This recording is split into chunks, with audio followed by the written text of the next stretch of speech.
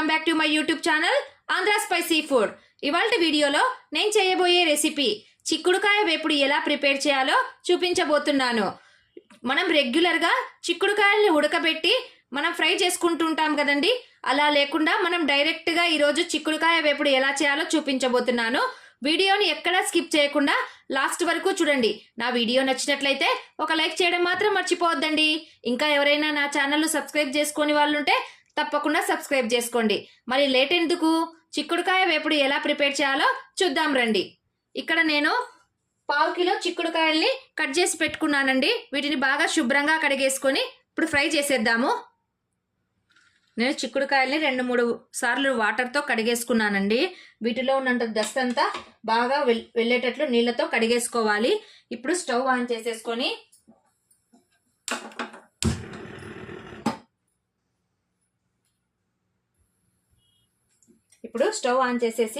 నేను ప్యాన్ పెట్టేసుకున్నాను. అందులోనికి ఒక 2 స్పూన్స్ లేదా ఒక కొద్దిగా ఎక్కువనా వేసుకోండి ఆయిల్ నీళ్ళు వేసేసుకొని,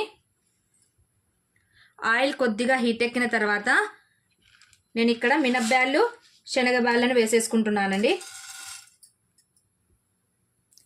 ఇవి కొద్దిగా వేగిన వెంటనే నేను పోపు గింజలను వేసుకుంటున్నాను. జీలకర్ర, ఆవాలు, వాటితో పాటు కొద్దిగా కరివేపాకును కూడా యాడ్ చేసుకోవాలండి.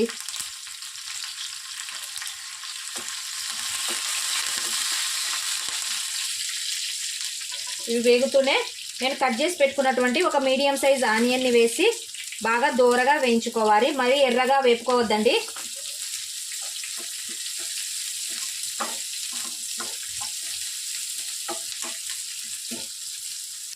ఆనియన్స్ కొద్దిగా వేగుతూనే నేను మిడిల్కి కట్ చేసి పెట్టుకున్నటువంటి 2 పచ్చిమిర్చిని వేసుకొని ఫ్రై చేసుకుంటున్నాను.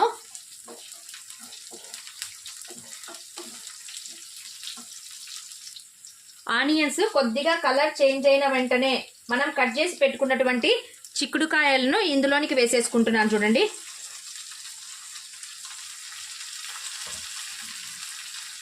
ఇప్పుడు వీటిని కొద్దిగా కలిపేసుకొని ఒక 2 నిమిషాలు వీటిని సిమ్లోనే పెట్టి మగ్గనిద్దాము. ప్రాసెస్ అంతా సిమ్లోనే చేసుకోవాలండి. మంటను హై ఫ్లేమ్లో కానీ మీడియం ఫ్లేమ్లో కానీ పెట్టి చేస్తే చిక్కుడుకాయ త్వరగా మగ్గదండి. అలాగే మనం ఇందులో వాటర్ యాడ్ చేయడం లేదు కదా, అందుకోసం అనేసి చిక్కుడుకాయ కూడా మనం మీడియం ఫ్లేమ్లో పెడితే త్వరగా అడుగంటిపోతుంది. అందుకోసం అనేసి ఫ్లేమ్ను ఎప్పుడూ కూడా ప్రాసెస్ అయ్యేంత వరకు కూడా మనము సిమ్లోనే పెట్టి దీన్ని ఉడికించుకోవాలి. ఒక 2 మినిట్స్ మూత పెట్టేసి అలాగే వదిలేద్దాము.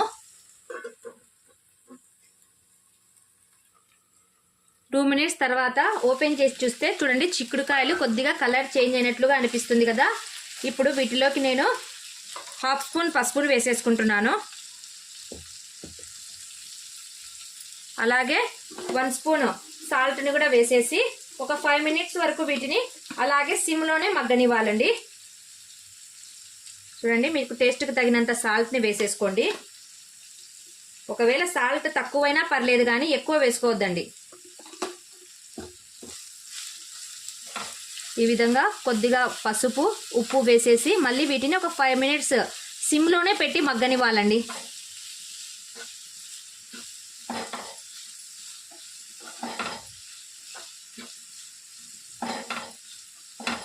ఈ విధంగా బాగా కలిపేసుకొని ఇంకా ప్లేట్ని మూసేసుకోవాలి. ఇవి మగ్గేలోపు మనం వీటిలోనికి మసాలాను ప్రిపేర్ చేసేసుకుందాము. మసాలా కోసము నేను ఇక్కడ 10 వెల్లుల్లి రెబ్బలను, కొద్దిగా కొబ్బెరను, 1 స్పూను మిర్చి పౌడర్ని వేసాను. ఇందులోనే కొద్దిగా సాల్ట్ వేసేసి, మనం ఆల్రెడీ ఇందులో సాల్ట్ వేసాం కదా, అందుకోసం అనేసి మళ్ళీ చూసుకొని మనం మసాలాలో కూడా కొద్దిగా సాల్ట్ యాడ్ చేసుకోవాలండి. ఇప్పుడు వీటన్నిటిని మిక్సీ పట్టేసుకుంటున్నాను. 5 మినిట్స్ తర్వాత ఓపెన్ చేసి ఒకసారి చూద్దాము. చూడండి, కలర్ అంతా బాగా చేంజ్ అయిపోయింది కదా. చిక్కుడుకాయ కూడా ఒకసారి చెక్ చేద్దామండి. చూడండి, బాగా మగ్గిపోయింది. గింజ కూడా చాలా బాగా మగ్గిపోయిందండి.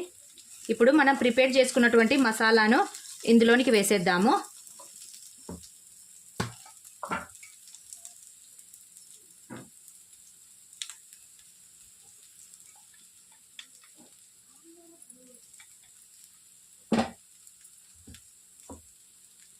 ఇప్పుడు మసాలా అంతా బాగా కలిసేలా ఒకసారి కలిపేసుకొని ఒక 2 మినిట్స్ దీన్ని మళ్ళీ మూత మూసేసి మగ్గనిద్దామండి.